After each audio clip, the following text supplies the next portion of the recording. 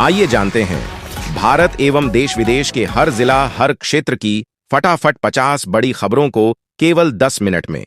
साथ ही आज के इस वीडियो में हम लोग जानेंगे कि सरकार ने कौन कौन से फैसले लिए हैं और किनको पैसे मिलेंगे। साथ ही जानेंगे आज के मौसम, आधार कार्ड, पैन कार्ड और वोटर कार्ड के नियमों में क्या क्या बदलाव हुए हैं। सब कुछ आज के इस वीडियो में हम लोग जानने वाले हैं। तो वीडियो को लाइक करके चैनल को सब्सक्राइब जरूर कर दें और कमेंट में बताएं कि यह वीडियो आप कहां से देख रहे हैं। Bihar public school and children welfare association ने सीबीएसई द्वारा 27 अगस्त को एलओसी लिस्ट ऑफ कैंडिडेट के संबंध में जारी दिशा निर्देश के आलोक में प्रधानमंत्री को पत्र लिखा है। संगठन ने 2026 की परीक्षा में सम्मिलित होने को एलओसी के लिए अपार कार्ड की अनिवार्यता समाप्त करने की मांग है। संगठन के राष्ट्रीय अध्यक्ष डॉक्टर डीके सिंह ने कहा कि यह देश के लाखों छात्र छात्राओं के भविष्य की चिंता है।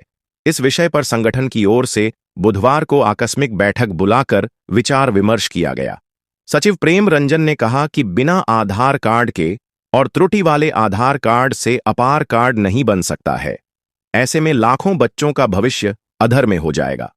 महासचिव विजय कुमार सिंह ने कहा कि पत्र में मांग की गई है कि सीबीएसई द्वारा प्रत्येक विद्यालयों में अनुभवी परामर्शी की नियुक्ति कराई जाए, जो विद्यालय में रहकर बोर्ड के आदेश एवं निर्देश की पूर्ति करेंगे। उपाध्यक्ष डॉ.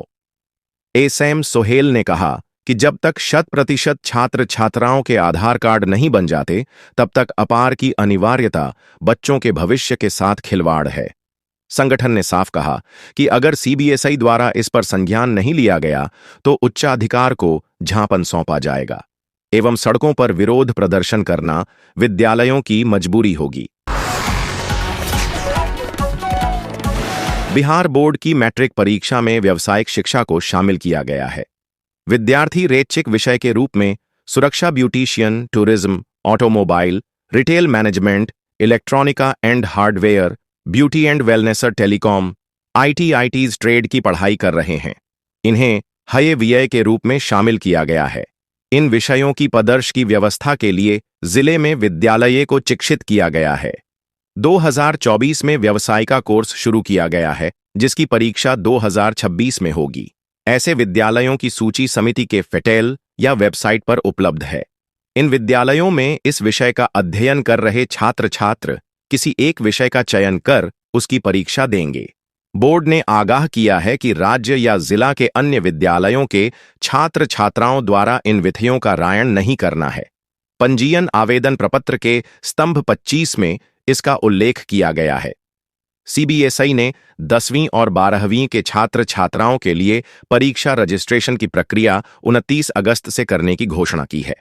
बोर्ड सभी सचद्ध स्कूलों को दिशा निर्देश जारी किए हैं। सीबीएसई ने स्पष्ट किया है कि इस बार छात्रों को लिस्ट ऑफ कैंडिडेट एलओसी तैयार करने में किसी भी प्रकार की गलती या सुपर की अनुमति नहीं होगी। एक बार डेटा अपलोड होने के बाद स्कूल न ले छात्रों की संख्या बदल सकेंगे और न ही अन्य सुधार कर पाएंगे। बोर्ड ने स्कूलों को हिदायत दी है कि एलओसी तैयार करते समय छात्रों का नाम, माता पिता का नाम और जन्मतिथि सही से भरें। इसके अत्यंत विषय कोड और विषय संयोजन की जांच करने के निर्देश दिए गए हैं। इस बार केवल वहीं विद्याश्री रजिस्ट्रेशन कर सकेंगे जिनके पास आधार आईडी होगा। रजिस्ट्रेशन प्रक्रिया 30 सितंबर तक चलेगी। इसके बाद 3 से 11 अक्टूबर तक 2000 रुपए की लेट फीस के साथ रजिस्ट्रेशन होगा। परीक्षा शुल्क के रूप में 10वीं और 12वीं के विद्यार्थियों को 5 विषयों के लिए 1000 रुपए और अतिरिक्त विषय के लिए 320 रुपए जमा करने होंगे। वहीं 12वीं के विद्यार्थियों को प्रैक्टिकल वाले प्रायिक के लिए 160 रुपए अतिरिक्त शुल्क देना होगा। दृष्टिबाधित छात्र को परीक्षा शुल्क से छूट दी गई है। बोर्ड ने स्पष्ट किया है कि शेषक सत्र 2025 से 26 से 10वीं की परीक्षा साल में 2 बार होगी।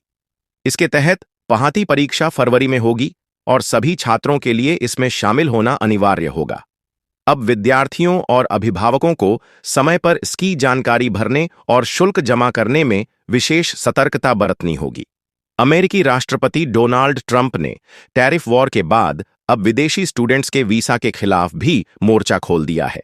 2002 में पूर्व राष्ट्रपति जॉर्ज डब्ल्यू बुश के द्वारा शुरू किए गए पढ़ाई जारी रहने तक के visa duration of status DS system को ट्रंप प्रशासन ने खत्म कर दिया है। नए प्रावधानों के तहत अब विदेशी छात्रों को अनिश्चित काल तक अमेरिका में रहने की अनुमति नहीं होगी। अब विदेशी छात्रों को F1 श्रेणी में एक बार में अधिकतम 4 साल का ही वीसा मिलेगा। अगर किसी को बैचलर के बाद मास्टर्स करनी है तो नया वीसा आवेदन करना होगा। साथ ही पढ़ाई पूरी करने के बाद अमेरिका में रुकने की छूट अवधि 60 दिन से घटाकर 30 दिन कर दी गई है। इन बदलावों का सीधा असर भारतीय छात्रों पर पड़ेगा, क्योंकि हर साल 3 लाख से ज्यादा छात्र भारत से अमेरिका पढ़ाई के लिए जाते हैं। अगर कोई छात्र अपनी तय अवधि से ज्यादा अमेरिका में रहना चाहता है तो उसे अब गृह सुरक्षा विभाग से प्रवास विस्तार एक्सटेंशन ऑफ स्टे के लिए आवेदन करना होगा। इससे प्रक्रियाएं बढ़ेंगी और नियम तोड़ने पर तुरंत कार्रवाई संभव होगी। ओपीटी की छूट अवधि घटाई गई। अब तक ओपीटी खत्म होने के बाद छात्रों को अमेरिका में 60 दिन रुकने की छूट मिलती थी। नए नियम में यह अवधि 30 दिन कर दी गई है। इससे छात्रों के पास नौकरी तलाशने के लिए कम समय बचेगा। कोर्स या यूनिवर्सिटी बदलने पर रोक अमेरिका पहुंचकर कई भारतीय छात्र महंगी यूनिवर्सिटी छोड़कर सस्ते संस्थानों में चले जाते थे। नए नियम के तहत छात्रों को पहले साल में कार्यक्रम या यूनिवर्सिटी बदलने की अनुमति नहीं होगी। एक के बाद एक डिग्री करने पर रोक पहले छात्र बिना देश छोड़े लगातार 2 मास्टर्स डिग्रियां कर सकते थे। अब ऐसा करने के लिए उन्हें नया वीसा स्टैंप अनिवार्य रूप से लेना होगा। इसका मतलब यह है कि छात्रों को नए सिरे से वीसा प्रक्रिया पूरी करनी पड़ेगी। छात्रों पर दबाव रहेगा। राजस्थान हाईकोर्ट ने पेपर लीक मामले में पुलिस एएसआई भर्ती परीक्षा 2021 रद्द कर दी। जस्टिस समीर जैन की एकल पीठ ने कहा, इस परीक्षा की पूरी प्रक्रिया भ्रष्टाचार और धांधली से प्रदूषित हो चुकी थी। जिन लोगों पर इस परीक्षा की पवित्रता बनाए रखने की जिम्मेदारी थी, वही इसमें शामिल होकर युवाओं के भविष्य से खिलवाड़ कर बैठे। घर का भेदी लंका ढाए वाली कहावत यहां सटीक बैठती है। हाई कोर्ट ने इस मामले में Rajasthan public service commission RPSC के 6 सदस्यों की संलिप्तता पर टिप्पणी करते हुए कहा, जनहित के संरक्षक ही युवाओं के भविष्य से विश्वासघात कर बैठे। अगर यह परीक्षा रद्द नहीं की जाती, राज्य की कानून व्यवस्था पर खतरा हो सकता था। इसके साथ ही कोर्ट ने तो आरपीएससी के खिलाफ पीआईएल दर्ज करने का भी आदेश दिया। भाजपा सरकार के मंत्री किरोड़ी लाल मीणा ने फैसले को सत्य की जीत बताया। उन्होंने कहा, इस भर्ती परीक्षा में 500 से अधिक उम्मीदवार धोखाधड़ी से पास हुए थे। नेता प्रतिपक्ष टीकाराम जूली ने भी फैसले का स्वागत किया और कहा, कांग्रेस हमेशा युवाओं के साथ है। अतिरिक्त महाधिवक्ता विज्ञान शाह ने बताया, एसआईटी रिपोर्ट और एफआईआर में आरपीएससी के तत्कालीन सदस्य बाबूलाल कटारा और रामू रैका की भूमिका पाई गई थी। दरअसल आरपीएससी ने 2021 में एसआई और प्लाटून कमांडर के 849 पदों के लिए भर्ती निकाली थी। परीक्षा में गड़बड़ी के आरोप लगे तो जांच एसओजी को सौंपी गई। इस मामले में 50 से अधिक ट्रेनी सहित कई लोग गिरफ्तार हुए। जैश-ए-मोहम्मद के 3 पाकिस्तानी आतंकी नेपाल के रास्ते बिहार में घुसे। नेपाल के रास्ते बिहार में 3 पाकिस्तानी आतंकवादियों के घुसने की सूचना मिलने के बाद पूरे राज्य में हाई अलर्ट जारी कर दिया गया है। पुलिस मुख्यालय ने सभी जिला पुलिस को अलर्ट जारी कर प्रतिबंधित आतंकवादी संगठन जैश-ए-मोहम्मद से जुड़े इन आतंकवादियों के नाम और तस्वीरें भी जारी की हैं। साथ ही इनकी सूचना देने वालों के लिए 50,000 रुपये इनाम की भी घोषणा की गई है। इन आतंकियों की पहचान पाकिस्तान रावलपिंडी के हसनैन अली, उमरकोट के आदिल हुसैन व बहावलपुर के मोहम्मद उस्मान के रूप में की गई है। आशंका है कि ये सभी आतंकी नेपाल के रास्ते अररिया होते हुए बिहार पहुंचे हैं। डीजीपी चिन्मय कुमार ने गुरुवार को पूरे राज्य में अलर्ट की पुष्टि की है। डीजीपी ने कहा कि सभी जिला पुलिस और बिहार पुलिस की कई अन्य शाखाओं को क्षेत्र में गश्त और तलाशी अभियान तेज करने के निर्देश दिए गए हैं। राष्ट्र विरोधी तत्वों के किसी भी प्रयास की विफल करने के लिए कड़ी निगरानी और सतर्कता बनाए रखने को कहा गया है। राज्य में सुरक्षा पहले ही बढ़ा दी गई है।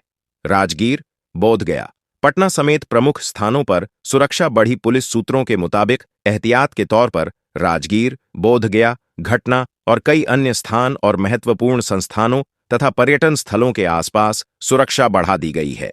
महाबोधि मंदिर परिसर, बोधगया, विश्व शांति स्तूप, राजगीर, महावीर मंदिर और तख्त श्री हरिमंदिर जी, पटना साहिब, पटना जैसे उन सभी स्थानों पर सुरक्षा खड़ी कर दी गई है। यहां पर्यटकों की आवाजाही अधिक होती है। इसके साथ ही राज्य के सभी हवाई अड्डों पर भी सुरक्षा बढ़ाई गई है। राष्ट्रीय सुरक्षा एजेंसियों ने दी है जानकारी। राष्ट्रीय सुरक्षा एजेंसियों को गुप्त सूचना मिली है कि जैश-ए-मोहम्मद के 3 आतंकी नेपाल के रास्ते बिहार में घुसे हैं। वह चुनाव से पहले किसी बड़ी घटना को अंजाम देने की फिराक में है सीतामढ़ी। बिहार में 3 आतंकियों की घुसपैठ की सूचना के बाद वोटर अधिकार यात्रा में बदलाव किया गया। गुरुवार को सीतामढ़ी में रोड शो कार्यक्रम रद्द कर दिया गया। ललित आश्रम स्थित जिला कांग्रेस कार्यालय में अभिनंदन व शहीद स्मारक पर माल्यार्पण, विभिन्न चौक चौराहों पर स्वागत, राहुल गांधी व तेजस्वी यादव का रोड शो और रीगा में राहुल का किसानों से संवाद कार्यक्रम रद्द हो गया। इधर राहुल के वोटर अधिकार यात्रा को लेकर सुरक्षा के तगड़े इंतजाम थे।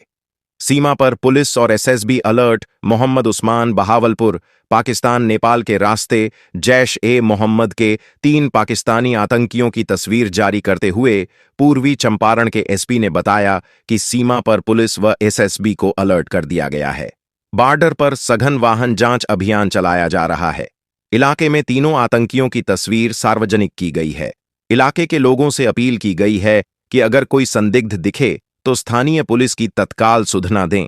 जिले के सभी थानों को आतंकियों की तस्वीर भेजते हुए उन्हें अलर्ट किया गया है। 128 स्थानों पर पुलिस के साथ दंडाधिकारी की तैनाती थी। उनकी सुरक्षा में ढाका से लेकर शहर तक 2000 पुलिस जवान, 800 पुलिस पदाधिकारी, 56 इंस्पेक्टर व 22 डीएसपी की तैनाती की गई थी।